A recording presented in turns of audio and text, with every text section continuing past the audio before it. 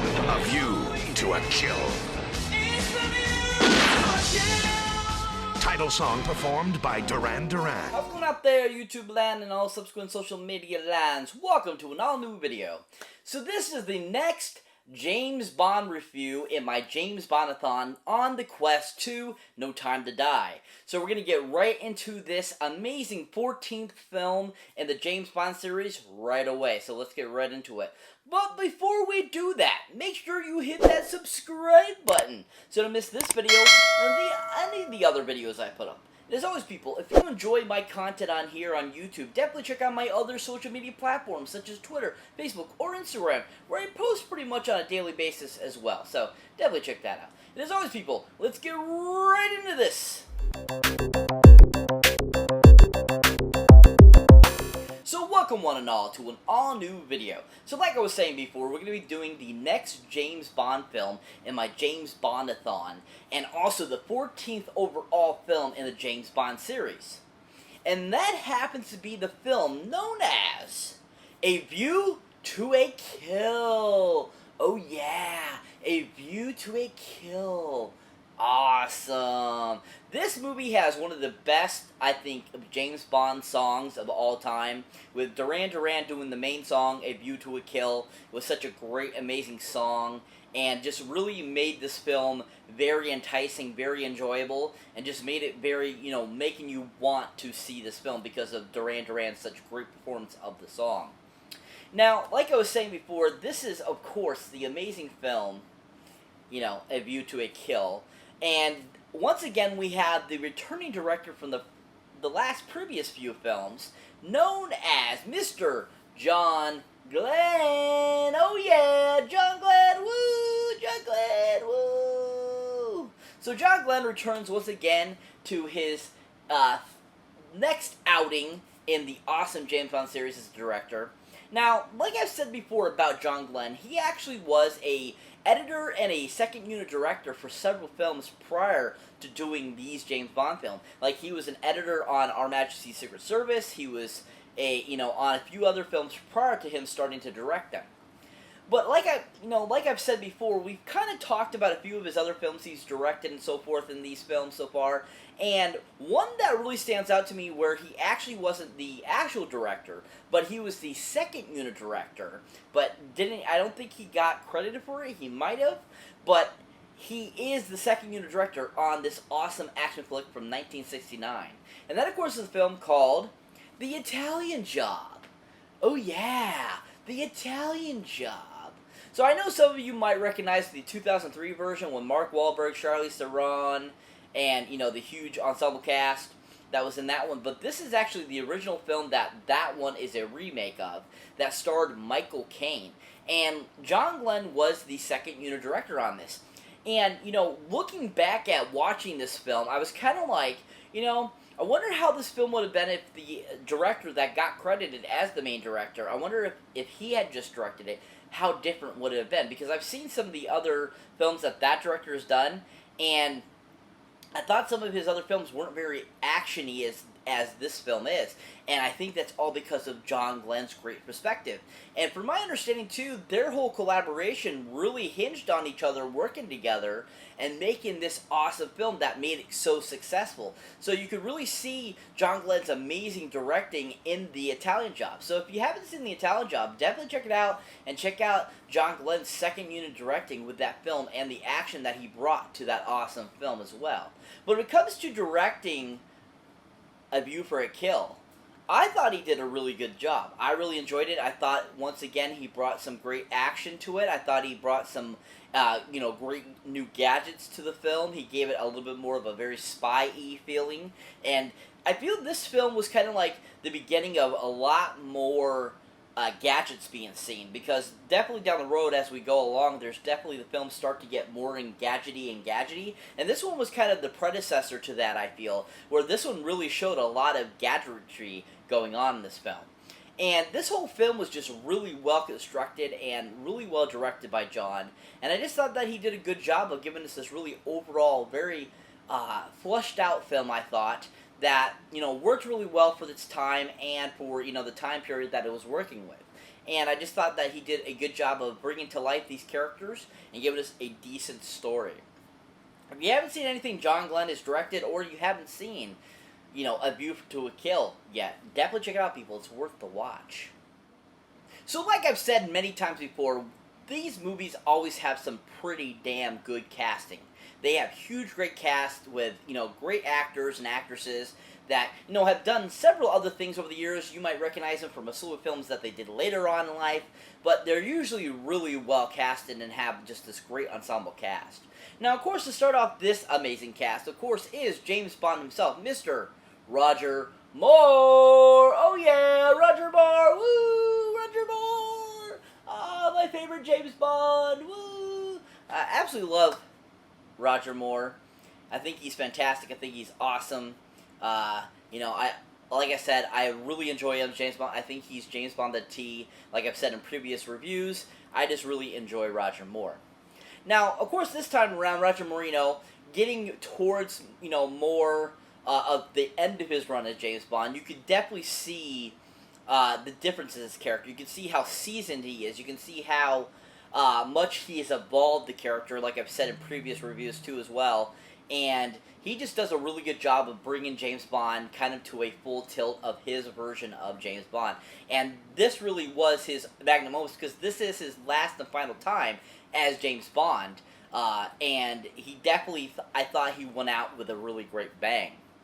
Now, another great film that Roger Moore was in that I really enjoyed that you should definitely check out is a great Jean-Claude Van Damme film that came out in 1996 called The Quest.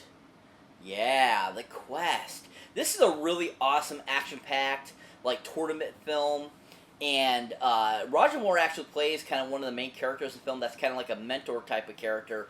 And I just remember, watching him recently and thinking, this is a really good role. I really like his maturity in this film. I like the difference he's made from his James Bond character and his other characters in other films. And I definitely feel that he had a lot more acting chops than just being James Bond. And in The Quest, I feel he really delved into that and really showed it in that film. If you haven't seen The Quest, definitely check it out for Roger Moore's performance. He was actually really superb in it. But like I was saying before, I think that this is a great magnum opus to his James Bond character in A View to a Kill. And I thought it was a really great way of going out. I thought he did a good job. I know a lot of people say they felt like they saw more being, aging in this film, that this was like his least greatest performance. And because, he was 50, in his late 50s in this film. And I was kind of thinking, like, I didn't think he looked any different than he did in the previous one or the previous one before that, Moonraker and For Your Eyes Only. I definitely think that he looked just as good as he did in the previous films, and I thought that his action and his acting and how he looked and how he, did his action and stuff, I thought was just as good as previously. So I'm sorry, I don't agree with that. I thought that he still had some, good time in him, but at the same time, being your 7th and final outing as James Bond, I mean, what a good way to go out with this film, because it was just a really well done film. Really great job by Roger Moore in this film. Great ending to his James Bond character, and just a really well-rounded performance. So that brings me to the next cast member that was in this film, and that is the James Bond girl herself for this film. And that, of course, is Miss Tanya Roberts! Oh yeah, Tanya Roberts, woo! Tanya Roberts, woo! Wow, what a gorgeous woman.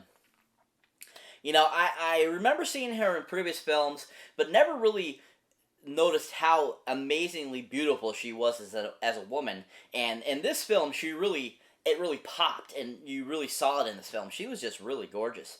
And it's so sad that, unfortunately, she actually ended up passing away at the beginning of this year from a UTI.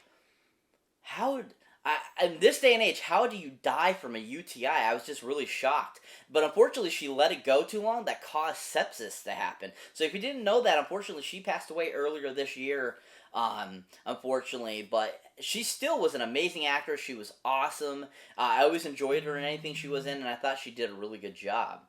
Now, with this performance, I thought that she was, to this point, she actually was kind of my favorite Bond girl. I really enjoyed her. I liked her more than Maud Adams and Caroline Bouquet. I actually thought that she was a little different She actually was very enjoyable, and I liked the different takes she brought to a Bond girl. I thought she kind of set the precedence for how Bond girls ended up becoming later on. I mean, even though we had the previous Bond girls where some of them were a lot more macho and a lot more take charge type of deal, I liked how she was kind of more girly and different than the previous Bond girls, and I enjoyed that, and I thought that Tanya did a good job of bringing that to life. Now, another great movie that she was in, if you get a chance to check out, is a great 1982 film called The Beastmaster. Oh yeah, The Beastmaster. Oh my god, this movie is so awesome. If you like that fantasy type of film, you know, with like giant animals and like very like warrior feel, kind of like, you know, Conan the Barbarian or He-Man and the Master Universe type of deal, those types of films, definitely this is a film for you. It's a really great fantasy film. Tanya Roberts is an amazing character in this film. I loved her character. Thought she worked really well with the main actor himself that plays the Beastmaster. And unfortunately, his name is drawing a blank right now for me. But they just played really great opposites together in that film and just worked really well. And I thought she was really action-packed and just really awesome in that film. If you haven't seen The Beastmaster, definitely give it a roll for Tanya's performance to see one of her performances because it was really superb. But like I said before, with her performance in A View to a Kill, like I said, I thought it was a really great new James Bond girl experience, and I really enjoyed it, and I thought she just did a really good job. If you haven't seen A Time to a Kill, check out Tanya Robertson's film. She was really fantastic in it. So to round out this cast is the main villain of this film, and I was really shocked that he actually played the villain in this film, this actor, because I absolutely love this actor. I think he's a great actor. I've always enjoyed him in anything he's in, and I totally did not realize that he was actually in a James Bond film, and this is just awesome. And then, of course, is Mr. Christopher Walken! Oh yeah, Christopher Walken! Woo! Christopher Walken! I need more cowbell. Oh my god. Love Christopher Walken. He's so awesome, so badass. Love this guy. Deer Hunter, you know, from his SNL gigs. He's super hilarious.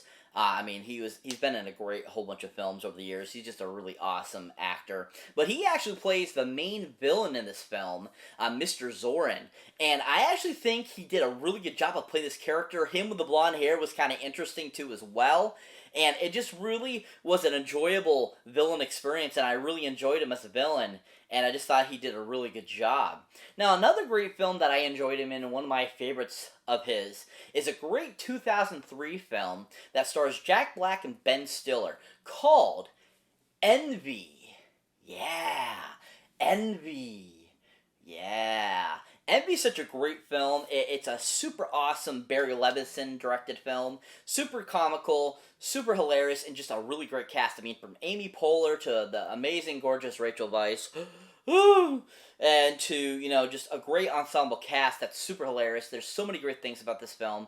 But Christopher Walken's character as of like this hobo type of guy that Ben Stiller meets at a bar, he's absolutely freaking hilarious. And he absolutely cracked me up through this whole film. Most of his lines and dialogue were just on point, super hilarious, and just a true perfect Christopher Walken film. If you haven't seen Envy, definitely check it out for Christopher Walken's performance. He was really superb. But like I was saying, I really enjoyed him as the villain in this film. I thought he was actually one of my favorite villains so far, besides like Telly Savalas and so forth. And he just was really awesome. And I enjoyed the differentness he gave to this character. He was very different than other villains, I feel. And I liked how more sophisticated he was and how he was a lot more comical and at the same time just gave this really superb performance that I thought that was one of the best Bond films, Bond villains I've seen. Definitely worth a watch. If you haven't seen A View to a Kill for Christopher Walken's performance, definitely check it out. He was really superb in it. Just another great performance that I would like to just give a little credit to is also the actress known as, or musician as well, known as Grace Jones. She was actually in this too as one of Zorin's like henchmen, and she was actually really awesome in this film too. If you like Grace Jones, definitely check her out in this. She was actually really good as an honorable mention, for this film. But What is A View to a Kill about? Well, basically, Christopher Walken's character Zorn is trying to basically create this giant drug lord manufacturing thing and trying to, basically take over the world almost. And pretty much this time around, Bond has to stop, Christopher Walken's character from taking over the world and, destroying all that is, good in the world. And, it's your basic James Bond thinking and feeling and, storyline. But at the same time, it still is a really fun film with some different aspects to it that I thought they did good writing with. Just all around, it was a really fun film. I give this one 7 out of 10 Goldie Movie Boxes up. I really enjoyed it. I thought it was a really decent film and a great addition to the James Bond series and definitely worth the watch. If you haven't seen it, definitely check it out, people. Worth the watch. So that's it for this movie review, guys. As always, thank you for watching. Thank you for liking. Also, thank you for subscribing. And if this is your first time here, or you have been here before, don't forget to check out any older, newer videos you haven't seen mine yet. As always, people, if you want to show support for the channel, definitely check out my links down below, either for the Horror Pack, which is a great horror subscription service that you can get to your door every month for a great low price of great horror films. Also, especially it now being October, what a great way to start it out is getting the Horror Pack. So definitely check that link out. And as always, people, if you also want to show support, definitely check out my Patreon page where you can see outtakes, bloopers, and all that kind of cool stuff. So definitely check that out too, people. As always, catch you in the next one.